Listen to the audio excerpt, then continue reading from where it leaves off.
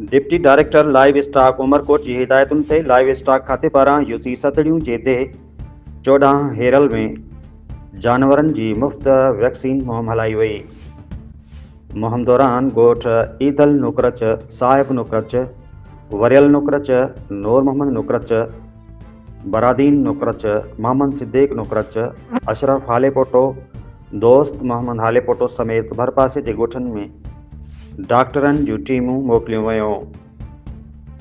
Vaccine मुहिम दौरान चौपाए माल जंहिंमें बकरियूं, रिढूं, ढगियूं, मेंहियूं ऐं घोड़ा शामिल हुआ उन्हनि खे ख़तरनाक बीमारियुनि जहिड़ोकि जिगर ऐं चमड़े जी बीमारियुनि खां बचाव लाइ हिफ़ाज़ती टुका लॻाया विया।